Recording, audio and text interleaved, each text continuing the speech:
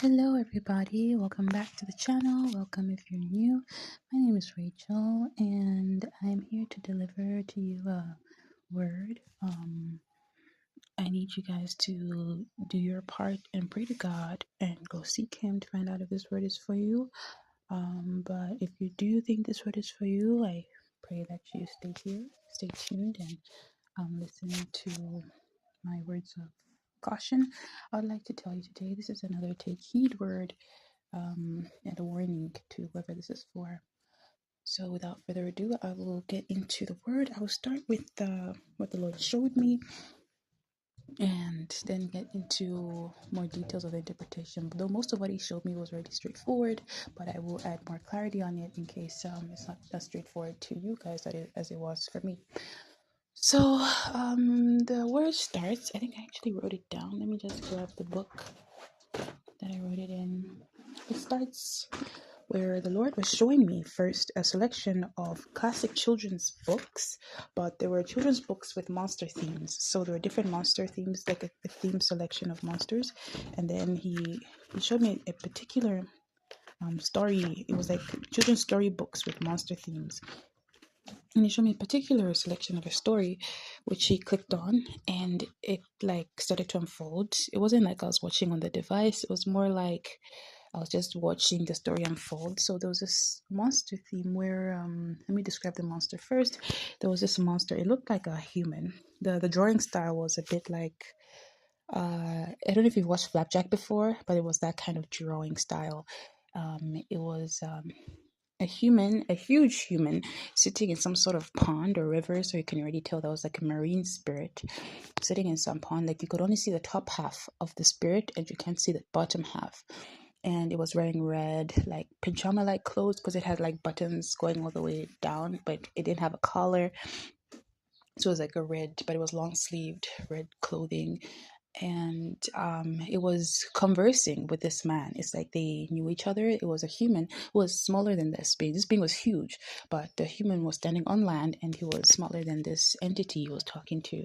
And it's like they were in some form of agreement. This human seemed to be a caterer because he would go there to take food from this entity, contaminated food that the human would serve to people and use to kind of bewitch them, to bewitch them to either like eat more of his food or to just plant curses on them. But mostly it was, I think, to plant curses, because in this particular case he had gone to collect like 3 plates of food. He collected 3 plates of food, and then on the third plate, it's more like he would cook food, and then this entity would put its own mix onto the food to contaminate the food. So he made pasta. In this case, he went there to collect pasta, and then for a certain child, he went to collect pasta for a certain child.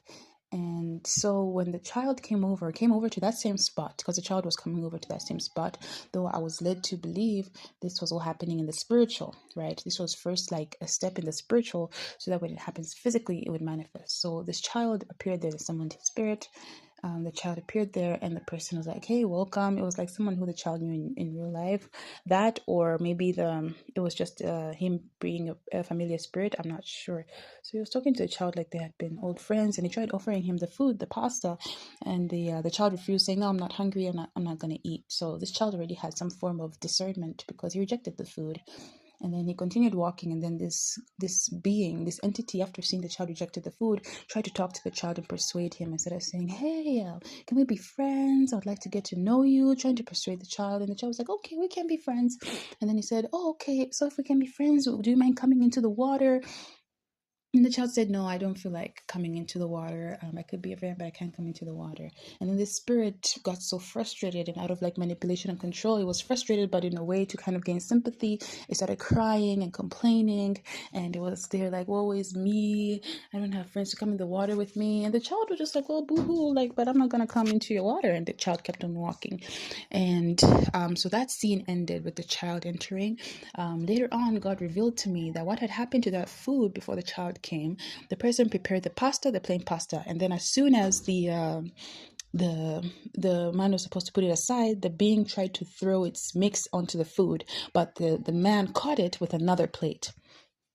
it was some form of gunk, like some minced meat pasta, I mean minced meat paste type thing. I don't even know. I know that wasn't actual minced meat. I'm sure it was minced dead meat or something. I don't know. All I know is that he kind of like threw it. He wanted to throw it on the pasta, but the guy caught it with another plate to stop it from getting to the pasta. So this is because this man actually cared about the child. So maybe yes, it wasn't a familiar spirit. It was actually someone he knew that this entity wanted to curse. It was like, that's the next target. And I was led to believe that child was a chosen child of God. That's why this entity wanted to attack it. But that guy cared so much about the child, he blocked that food from reaching the pasta so that the pasta was not contaminated. And then he looked nervously at the being, like smiling nervously. But the being, right after he saw that the right after he saw that the meat did not reach the food, he sprinkled on some form of like dog hairs. I don't know where he got those hairs from, but he just sprinkled on some form of dog hairs over the food, trying to contaminate both of the food. And what I forgot to add, you guys, is that the dog hairs, from what I know, witches put like dog hairs or cat hairs or something into food, to create a certain spell, like called live things, like having live things in your body. That thing where there's like entities moving around your body.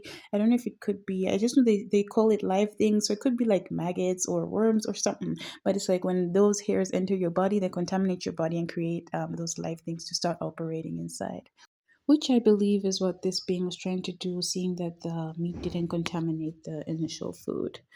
Like was smiling with this evil grin, like that kind of thing where the entity is like, I'm gonna get this person whether they like it or not, and the person is smiling nervously like, I don't want you to get this person, but they didn't say anything to each other, but they had this sort of knowing, like this guy's like the entity is like, this guy's being fishy type of thing, and the guy is there like hoping the entity doesn't catch on to him, trying to block him from contaminating the food. So anyway, that was the backstory of the food that the guy was trying to serve the child. Now in the natural, what was happening is God shows me this child. It wasn't really a small child. I'm saying child because he was young. He was like 12 maybe. I know, cliche, but yeah, he was like around 12.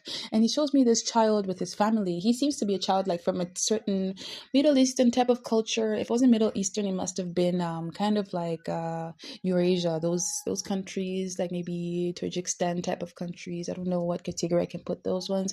You don't have to be from those countries, but that's what I was seeing in the dream. It was those type of like mostly like traditional culture type countries. And he was on the plane with his family. His family were arriving into a certain country for a wedding celebration, so they had like booked out like these caterers to kind of help them cook their traditional meals for them at that place, at the hotel where they were going to be staying in. So after I see him on the plane with his family moving to this place, the scene shows to now the time when the family is supposed to have their meals. So the meals they had was the first two meals that man, that I was led to believe are those first two meals that man had prepared spiritually, now in the physical, like everyone being served those meals. So the first round came, second round came, and the family was eating. In this portion of what God was showing me, I was in the position of one of the waiters. So I was a waiter. All I know is the time I was there, the father to those people, on the time the last meal was being served, like a meal they were looking forward to, a traditional meal of theirs, it wasn't served to his liking, so he refused to eat the food and he stopped everyone from eating the food. So he complained and said, no, we're gonna leave this. We expected better from you guys. Why didn't you prepare the food? So that's how the guy got up, and even the wife got up. And before she was leaving, I was asking like, oh, what's wrong? And then she said something. She wasn't as stern as the other man. The other man was a bit snobbish. She was just like, oh, I'm not gonna eat this food. And he got up. He was very authoritative. But she said something. I can't remember the exact cultural I don't know exactly what she said, but she said you can't prepare a traditional something like Urjikistanish meal, something like that. I don't know what the meal was exactly, because it looked like some form of starch and veggies, but I don't know what was going on. Before she got up and left, so when everyone had left, I was looking through the food and I'm like, well, what's wrong with this food? But when I looked at the food again, this time it was that, but it was like the pasta. There was pasta with the meat on the food. And then I looked at the pasta, it looked like mac and cheese. I actually tasted the pasta. It tasted great. My bad. At that point, I don't know, I was not thinking. But I didn't even tell like whether it had meat or not. I just knew that the first time I saw the pasta, it looked like it was mac and cheese. So I tasted it and I was like, okay, the food food is great, but I just tasted a small portion as I was picking up the plates, and I'm like, I wonder why they're complaining, because the food is great. And then I told also one of the other waiters, like, hey, do you mind tasting this food? I think this food is great. And as I took it to the kitchen and I saw that man, the evil caterer, I told him, and I told him, like, wait, what was wrong? And then he said, wait until the food reaches the kitchen. So we took the food, and then when I went to the kitchen, that's when I saw that pasta was actually pasta that was mixed with was actually not mac and cheese. It was mixed with meat. That's when I noticed it, when I saw it in the pot in the kitchen. And I was like, okay, this is a bit odd.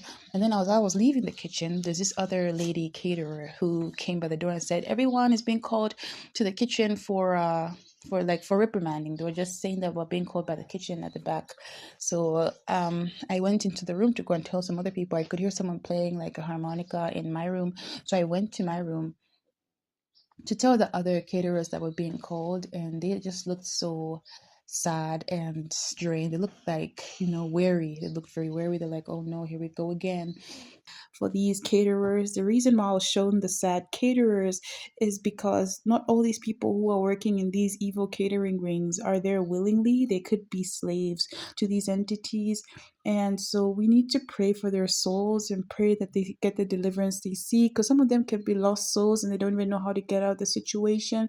But God is also revealing this to us to show us that there's people who are in need of our prayers, who our prayers could help save from these demonic situations, type of thing. And so that's how I went there. I saw my suitcase and I was about to pack up my clothes, but that's how I got up from what God was showing me. So what I was led to believe is, first of all, the time that meal was being served, that was the contaminated food that evil entity wanted to get a grip on all those members of that family.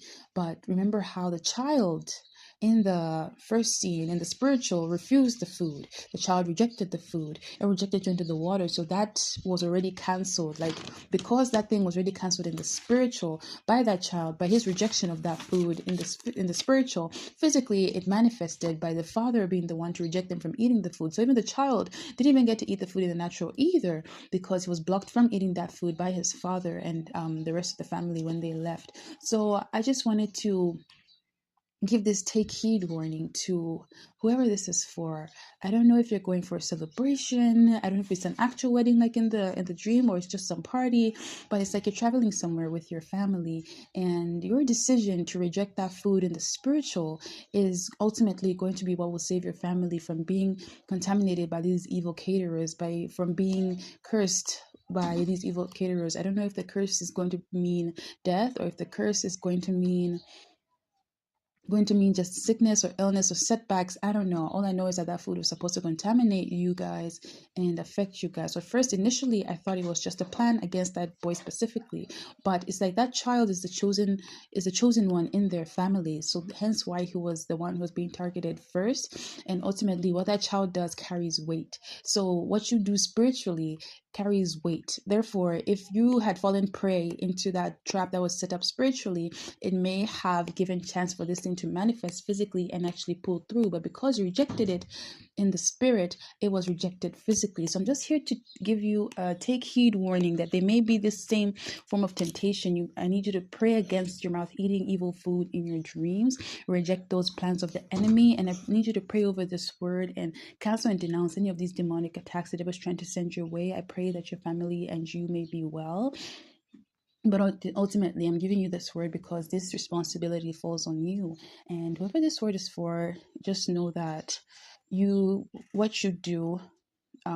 what you do in the spirit is very important, and I need you to pray before you go to bed to be able to be alert even in the spiritual realm, so that you may not fall prey to these temptations. Because even how that thing was enticing you to enter the water, it wasn't even seeming very scary and the like, it was seeming like it just needed sympathy, trying to be enticing. But thank God you had great discernment. So you have great discernment, whoever this is for, and I'm just here to give you this warning. Be mindful of what you're eating at this time. And for me, like when I saw the pasta that had like meat, I couldn't eat it because I'm practicing vegetarianism right now, but I was just led to believe that the food I think the reason I taste it is because it's to let you know that the It may food not may even not look even look. harmful. It may look good. It may look yummy, but just take heed. Pray over everything. Cover it in the blood of Jesus and reject it if God is leading you not to eat that food, just reject it. But otherwise, that's all I had for you from this video. I hope that it reaches the right ears. Don't forget to pray over this word, find out if it's for you. May God confirm this to you. And ultimately, yeah, thank you guys for watching, and I'll see you guys next time.